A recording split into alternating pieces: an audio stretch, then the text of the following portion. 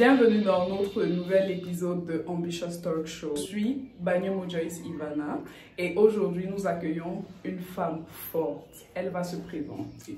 Bonjour à tous, je suis Gina, je suis entrepreneur, j'ai 23 ans et je suis diplômée d'un MBA en entrepreneuriat. Oui. Et du coup, depuis, j'ai lancé plusieurs activités, que ce soit en ligne ou en physique. Donc, je me suis un peu lancée dans ce business-là. Et donc, actuellement, je gère une entreprise de e-commerce qui fait dans des accessoires de fitness. Oui, du coup, j'ai lancé ma propre marque d'accessoires de fitness. Et je vends au Cameroun et en France, vu que je suis basée en France. Pourquoi ce choix? Déjà, tout d'abord, moi, je suis une grande passionnée de fitness. Je ne sais pas ce que c'est, mais je fais beaucoup de sport. Hein. Pas beaucoup, mais je fais 3 à 4 fois par semaine. Et je trouve que c'est vraiment un truc important pour tout le monde. Et je me suis rendu compte que dans mon sport, il y avait des petits accessoires que j'utilisais de temps en temps et je trouvais très utile à chaque fois. Et je me disais, bon, peut-être moi, je suis tombée dessus comme ça, mais ce serait bien peut-être de partager ça avec d'autres personnes qui pourraient aimer. Donc, du coup, j'ai eu l'idée de commencer. J'ai commencé par des élastiques de résistance, c'est que j'utilisais le plus pendant mes séances. Et du coup, je me suis dit, bon, on va essayer d'apporter ça aux autres qui ne connaissent pas, qui n'ont pas forcément de gros matériel de fitness. Ils pourront faire leurs petits exercices à la maison et tout. Donc, c'est plus une passion. C'est déjà la passion du fitness. Et après, la passion pour l'entrepreneuriat aussi réunie. Passion et voilà. Money. Exactement. D'accord, Gina. Ok. Quand est-ce que tu as décidé de te lancer dans l'entrepreneuriat? Moi, personnellement, j'ai décidé de me lancer dans l'entrepreneuriat en mars 2020. Donc, déjà avant ça, j'étais étudiante. J'ai eu mon diplôme en décembre 2019, autant pour moi. Du coup, après, il y a eu la crise de la quarantaine, coronavirus et tout. Et j'avais déjà des plans de faire dans l'entrepreneuriat, mais justement, pendant cette période, j'ai pu ficeler mon projet. Donc, on peut dire que ça fait un peu plus d'1 an. Et j'ai commencé à travailler dessus pendant la quarantaine. Je montais le projet, le logo, chercher les partenaires. J'aimerais savoir, est-ce que tu as eu besoin d'une préparation physique, émotionnelle, financière pour débuter? Honnêtement, préparation physique, non, parce que tout se passe dans la tête. Il suffit d'avoir une idée et après de la concrétiser. Bon, moralement, c'est un peu plus compliqué parce que souvent il y a des stress. On se demande est-ce que ça va marcher, est-ce que ça ne va pas marcher, comment les gens vont prendre le jour où je vais venir poster la première fois que je fais ceci. On va te prendre au sérieux. Est-ce qu'on va me prendre au sérieux, même au niveau de la famille, les amis, et comment est-ce que les gens vont prendre. Mais personnellement, j'ai toujours su que je sais ce que je voulais faire. Enfin, je savais que c'est ce que je voulais faire. Et financièrement, ça n'a pas été trop compliqué non plus parce que pour débuter, je n'ai pas débuté sur un gros budget, donc j'ai débuté sur des petites quantités. Je crois que mes premiers stocks c'était des 100 pièces ou 200 pièces et après c'est comme ça que j'ai fait évoluer. Donc financièrement, non, je suis partie vraiment sur un petit truc. Des économies de vie ou alors dès que tu as eu l'idée, tu t'es mise à économiser? Ah mais non, j'ai eu l'idée et je me suis mise à économiser. Enfin, je me suis mise à voir comment je pouvais répartir en fonction des économies que j'ai et maintenant ajouter un petit peu. Et donc, comme je te disais, je n'ai pas pris un gros stock. Je peux pas commencer petit. J'ai vraiment commencé petit. J'ai commencé petit avec un stock que quelqu'un pourrait avoir sans forcément avoir une grosse somme d'argent. Quelques centaines de mille, tu n'as pas besoin forcément d'avoir 1 million. Je n'avais pas 1 million. Mais moi, j'étais étudiante. Je sortais des études, c'était la S. C'était pendant la Covid, dans le coronavirus. Donc, j'avais pas forcément grand chose. Et je me suis dit, bon, là, c'est le moment de chercher à développer une activité. Il faut grandir. Exactement. Et il n'y a pas de meilleur moment. Voilà. J'aimerais savoir, est-ce que tu as quelqu'un qui gère ton activité ici? Parce que j'ai vu que tu es basée en France et tu as ta boutique physique ici. Comment est-ce que ça se passe? Bon, déjà, être basée en France et travailler au Cameroun, c'est quelque chose qui n'est pas du tout facile. Personnellement, j'ai une employée qui m'aide en ce qui concerne la logistique au Cameroun. Donc, il s'agit des livraisons de commandes, des petites prospections qu'on peut faire à côté, des prospections téléphoniques, tout ce qui a vraiment trait à la logistique. Maintenant, pour ce qui est de la gestion, c'est un peu plus compliqué parce que malgré que je suis en France, je suis active sur mon business au Cameroun tous les jours. Donc il n'y a pas un jour où je n'écris peut-être pas à mon employé pour demander comment ça se passe, où je n'essaye pas de dire bon voilà il y a telle commande à livrer et où je ne regarde pas aussi les documents. Donc moi personnellement ce qui m'aide le plus à gérer c'est le fait d'avoir des documents accessibles par exemple sur Google Docs où on peut faire toutes nos activités, répertorier toutes nos commandes, tous nos documents d'entreprise en gros. Donc aujourd'hui avec la technologie c'est un peu moins compliqué d'être à l'étranger et de gérer ici, son activité voilà. ici, il faut avoir juste une personne de confiance ici qui travaille bien et toujours être au taquet. Mais tu t'es basé sur quoi pour choisir la personne de confiance? Ah, je me suis basée sur quoi? Donc la première personne que j'ai choisie, c'était un entretien. Donc moi j'ai fait des entretiens, j'ai posté une offre d'emploi sur internet et je me suis dit bon, je veux quelqu'un que je ne connais pas. Parce que souvent, parmi les gens qu'on connaît, on a des affinités et parfois ça ne se passe pas bien. Donc je me suis dit là, je veux quelqu'un que une inconnue, ouais, je veux quoi. Une inconnue, voilà. Donc j'ai fait une journée d'entretien, comme ça j'ai reçu 7-8 personnes.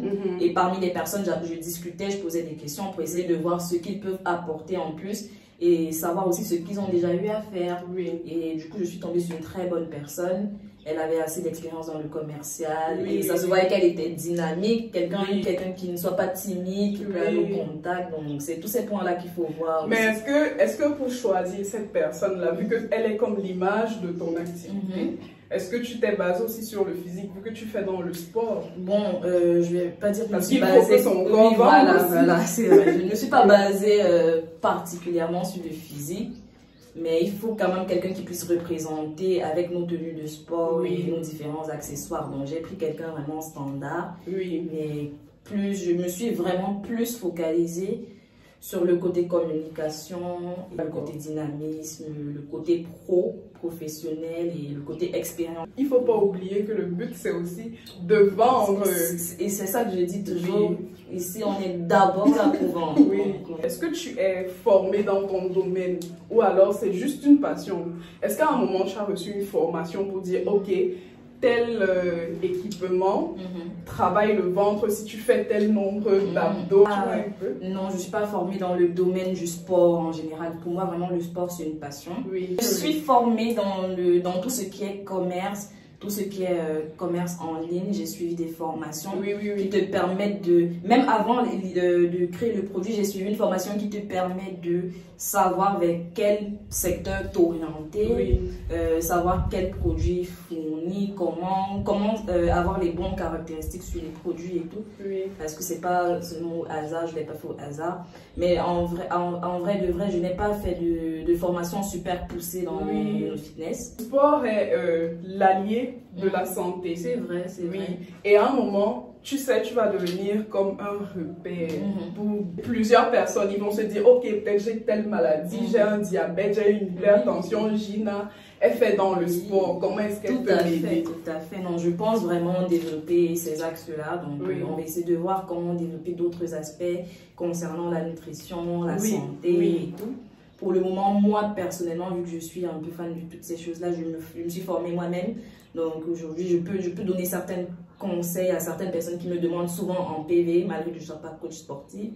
Donc, souvent, on me dit, Gina, qu'est-ce que je peux faire pour perdre le ventre? Ou qu'est-ce que je peux faire? Parce que Gina, elle a un ventre plat.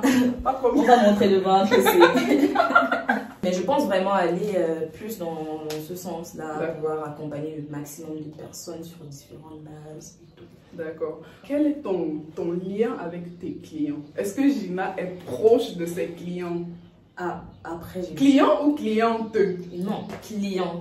D'accord. C'est vrai que G-shape de base qu'on voit, c'est rose, c'est un peu rosé, c'est des ceintures abdominales, des gaines, des élastiques, mais ça convient tout aussi aux hommes. Les ceintures abdominales conviennent tout aussi aux hommes. Les packs d'élastique, ça convient tout aussi aux hommes. Et j'ai eu plusieurs clients hommes d'ailleurs sur les packs et sur les ceintures un peu moins. Mais je pense qu'on va essayer d'introduire des modèles un peu plus masculins en termes de ceintures pour essayer d'élargir la clientèle. Pour essayer d'attirer plus d'hommes et voilà quoi. Le contact avec les clients, comment ça se passe? Bon, le contact avec les clients, c'est déjà, nos clients ils viennent de différentes sources. Surtout que vous êtes basé en France et au Cameroun. Voilà. En France, les clients, ils viennent souvent. Là-bas, je fais plus du marketing d'influence, c'est-à-dire avec des influenceurs qui te postent un produit, voilà. Et je fais également de la pub sur Facebook et Instagram. Donc en France... tu gères directement tes pages toi-même? Oui. Je gère mes pages moi-même, mais j'ai quelqu'un qui m'aide à... Enfin, mon employé m'aide souvent à faire des montages photos. Mais sinon, j'ai commencé à les gérer moi-même. J'ai fait les 30, 40, 50 premiers... Enfin, les premiers posts sur la page, ça a été fait par moi. Et après, j'ai montré à la personne comment on fait un graphique pour que voilà, on puisse travailler ensemble et tout. Donc, du coup, les pages, je les gère moi-même. Les publicités, je les sponsorise moi-même. Et mes employés aussi, je les forme à ça pour savoir comment en France, du coup, c'est plus sur Facebook, Instagram et les influenceurs. Donc là-bas, j'ai pas de boutique physique, donc c'est juste en ligne. On met le lien et les gens commandent directement sur le lien. Ce qui fait que je n'ai pas vraiment de contact avec eux, à part quand il y a un retour négatif ou positif. Tu as ta boutique inscrite sur... C'est quoi le nom? C'est sur Wix. Moi, ma plateforme, c'est sur Wix. Ok, c'est un site de vente e-commerce. Après, il y a plusieurs. Il y a Shopify. Il y a des trucs comme ça. Mais moi, c'est sur... Mais ça passe vraiment là-bas? Oui, ça passe très très bien. Après, comme partout, le problème c'est de toujours être actif. Donc du moment où tu n'es pas actif, il n'y aura rien qui va passer. Mais dès que tu es actif, tu vois... donc ça veut dire que tu maximises beaucoup sur la publicité. Oui, voilà, et je maximise beaucoup sur la publicité. Et ici au Cameroun, pour parler du Cameroun maintenant, au début, c'est vrai qu'il y avait beaucoup de connaissances. Même en France, au début, il y avait beaucoup de connaissances. Mais tu ne peux pas te baser uniquement sur les connaissances. Les connaissances, il y en aura une fois par semaine qui va venir, ou 2 par mois, 3 par mois. Après, en business, il faut vraiment essayer de toucher des gens que tu ne connais pas. En plus, quelqu'un m'a dit un jour, tu sais que ton business a grandi quand tu commences à vendre aux inconnus. C'est exactement ça. Les premières fois où j'ai vendu aux inconnus, j'étais genre... le sentiment. Quelqu'un qui ne me connaît pas, acheter mes produits. Et après, il y a les retours. Quand les retours sont positifs, il y aura toujours des retours négatifs, ce qui sont exactement. Mais quand il y a des retours positifs encore, ça t'encourage. Ici au Cameroun, c'est plus physique vu qu'on a la boutique physique. Et ici, les trucs vont plus vite. Donc, en général, on fait des prospections chaque semaine. On va dans les trucs, vu qu'on a Yaoundé, on va au Parcours Vita, au Carrefour Bastos, Mimboman, Omnisport, tous ces lieux où les gens font du sport. On va faire de la prospection physique avec nos t-shirts, nos flyers, on leur donne les flyers, on leur parle de la boutique, on les invite, on leur propose même des petites promotions ici et là. Comme cette promotion-ci, voilà. Mais est-ce que vous voyez vraiment la différence quand vous faites ça? La prospection? Oui, les gens viennent. Oui, les gens viennent. Les gens viennent un peu plus. Parce que moi, dans mon système de commande, j'ai répertorié toutes les sources. Donc, dès qu'il y a une commande, j'ajoute, je mets la source. Si c'est connaissance Gina, je mets connaissance Gina. Si c'est Facebook, je mets prospection, je mets prospection. D'accord. Tu vois. Ok. Donc, à la fin, on peut voir un peu d'où ça vient. Mais quand même, il y a pas mal qui viennent de prospection. Donc, c'est un volet à pas négliger. Oui. Ok, Gina. C'est quoi ton plus gros avantage? Ok. Disons que mon plus gros avantage, ici au Cameroun ou en France? Les deux. Les deux. Déjà, mon plus gros avantage, personnellement, c'est de pouvoir être en France et au Cameroun, tu vois. Parce que ça me permet d'analyser les deux marchés, vu que je vends essentiellement les mêmes produits. Oui. Ça me permet de voir quel marché est plus intéressé par ci ou ça. Oui. Et quel marché est plus intéressé par ci ou ça aussi. Aussi, avantage dans mon business, je dirais que la façon dont j'ai organisé mon business me permet vraiment d'avoir une claire visibilité, tu vois.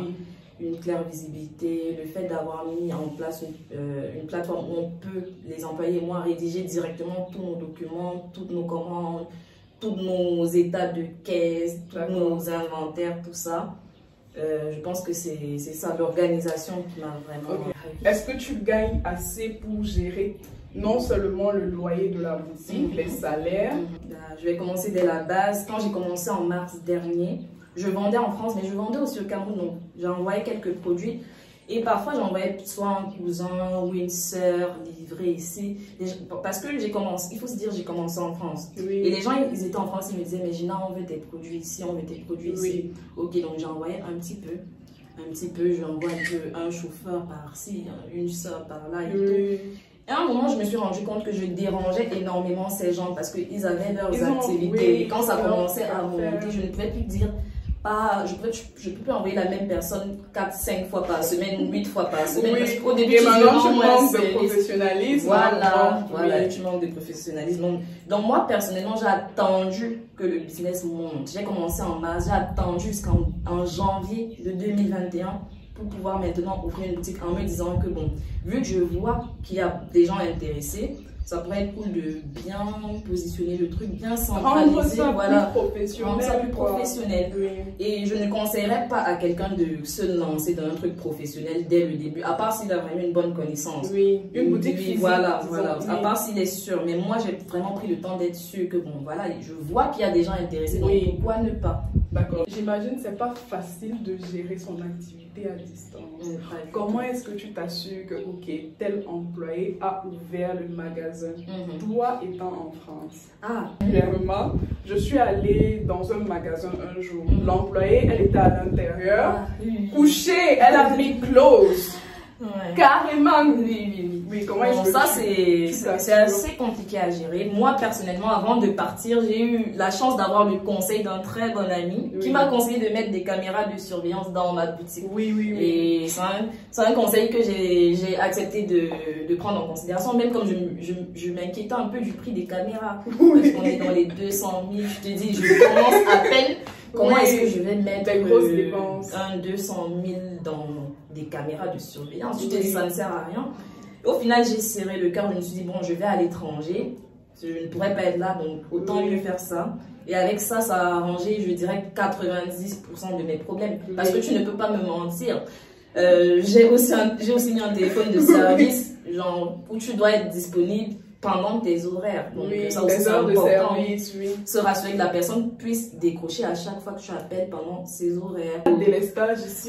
C'est vrai que j'ai eu quand même le coup une ou deux fois de tu ne vois pas de caméra, tu ne sais pas, mais la majorité du temps quand même, ça fonctionne. Donc ça, c'est un truc que je conseillerais à tout entrepreneur qui n'est pas sur place, même si tu es à Douala, tu as un business à Yaoundé. Pour avoir un contrôle, disons, à 80%. C'est un investissement que tu auras à faire une fois, mais après ça va te sauver de tellement de situations. Donc le matin à 9h, tu regardes si elle est là, si elle n'est pas là, tu dis bon, tu es où? Autre chose aussi, dans mes documents, j'ai mis en place le planning hebdomadaire. Donc, le planning est accessible à tous en ligne, tu vois. Donc chacun peut, Google Docs, c'est un système où chacun peut rédiger, ajouter un truc au document. Tu peux écrire et je modifie et on voit ensemble les documents. Donc on a ce système-là où il y a le planning. Donc le planning hebdomadaire. Chaque jour, tu dois mettre les tâches que tu fais. Donc du coup, si tu te déplaces, ça doit apparaître dans le planning.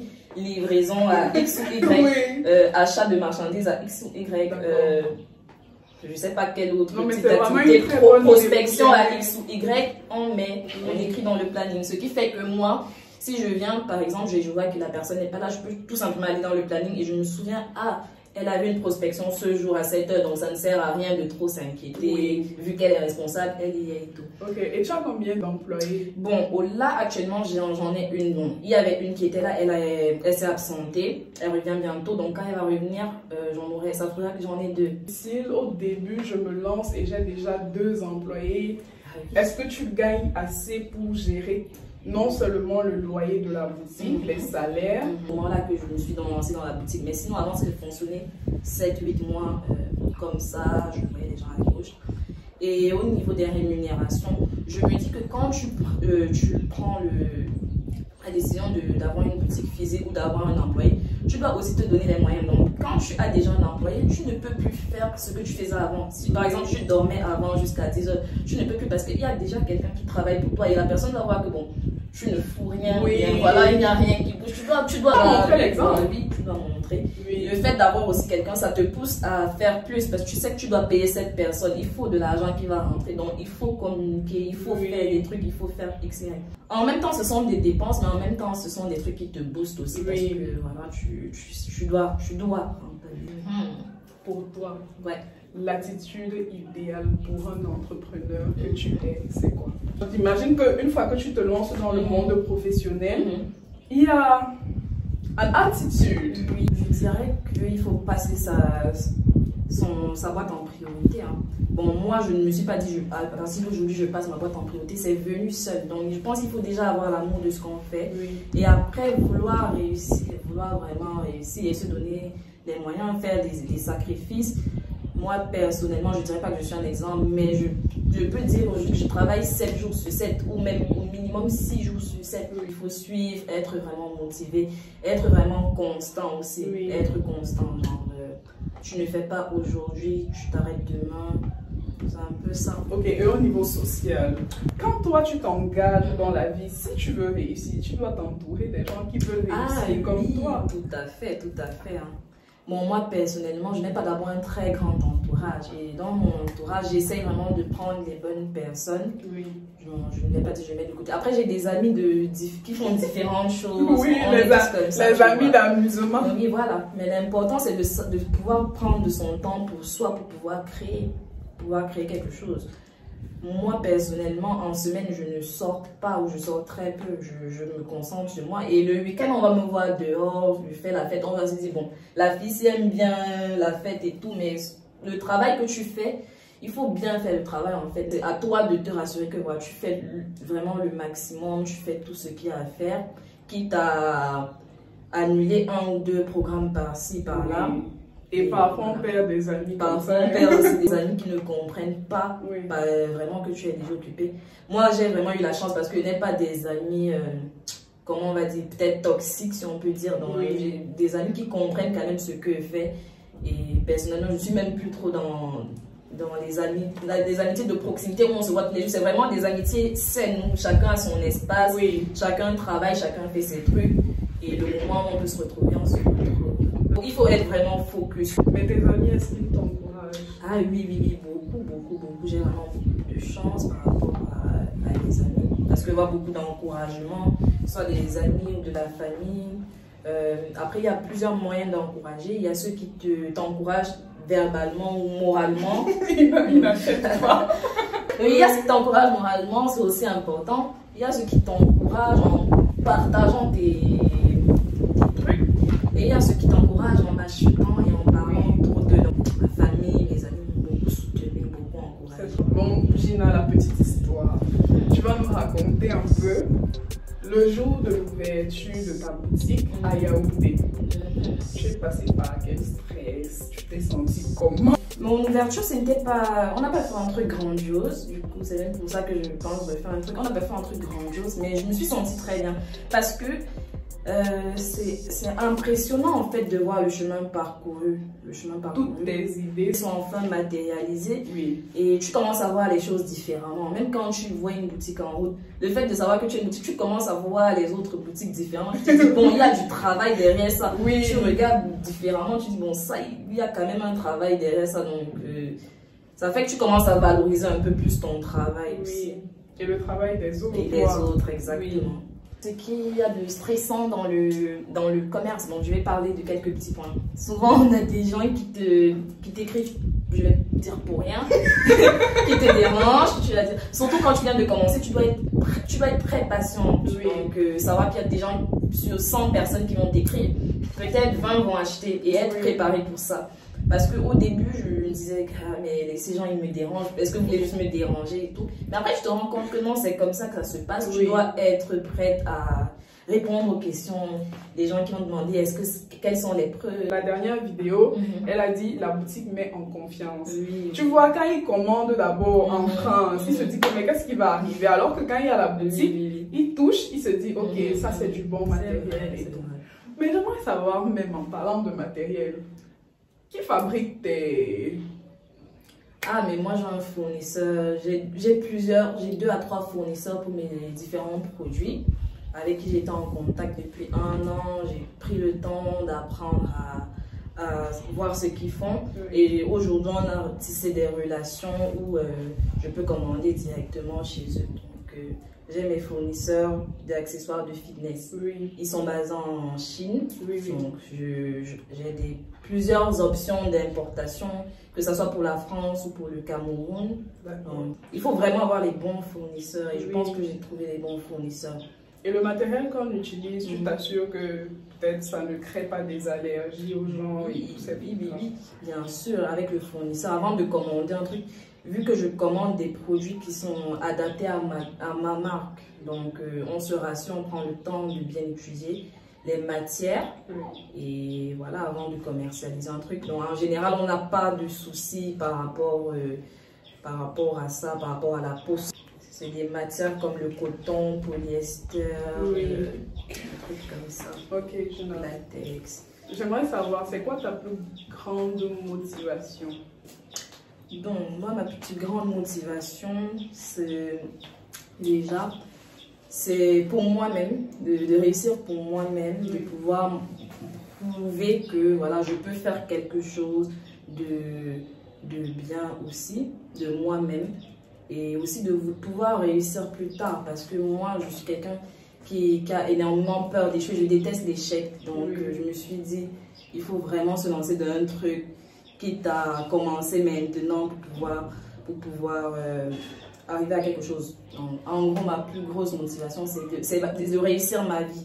Les gens ont tendance à se dire ok, elle peut-être ses parents sont aisés, ils sont ci, ils sont ça. Voilà. Du coup, si elle réussit, elle n'a pas le droit d'être trop fière parce qu'elle a eu des facilités. C'est aussi ça, il y a aussi cet aspect-là que voilà, ils réussissent de soi-même pour ne pas dépendre des parents et tout. Et avec ce qui c'est vrai, on dira toujours que voilà, c'est comme ci, comme ça. Donc, ça me donne une double pression, moi, personnellement, de me dire que bon, il faut à tout prix bien faire parce que de toute façon, tu seras critiqué et jugé. Donc, autant mieux bien faire le truc. Oui. Qu'est-ce que tu as dit à tous ces gens qui pensent que réussir quand tu viens? Ah, je leur dirais que c'est pas du tout facile. Hein. C'est pas du tout facile. Parce qu'on peut donner de l'argent à quelqu'un, mais ce n'est pas garanti qu'il gère bien. Ce n'est pas garanti. Il faut vraiment une motivation personnelle pour réussir. D'accord. Et les femmes fortes ont besoin d'hommes forts dans leur vie. Exactement. On voudrait savoir, est-ce que Gina a un homme fort dans sa vie? Ah non, Gina n'a pas d'homme fort dans sa vie.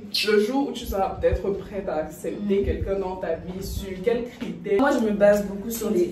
Voilà, justement, je souhaiterais quelqu'un qui soit indépendant, financièrement, et après qu'il y ait certaines valeurs, parce qu'il n'y a pas que l'aspect financier ou professionnel. Quelqu'un qui soit indépendant professionnellement, financièrement, et qui ait certaines valeurs sur le plan moral, sur le plan éthique. Quelqu'un qui te soutient et avec qui on peut regarder un peu dans la même direction. C'est le plus important. D'accord. Bon, la dernière question. Gina, qu'est-ce que tu as à dire à tous ceux qui veulent se lancer? Pas seulement dans ton domaine, mais dans divers domaines et qui ont peur. Lancez-vous, lancez-vous. Lancez-vous, n'hésitez pas. Parce que la plus grosse barrière, c'est celle qui est dans la tête.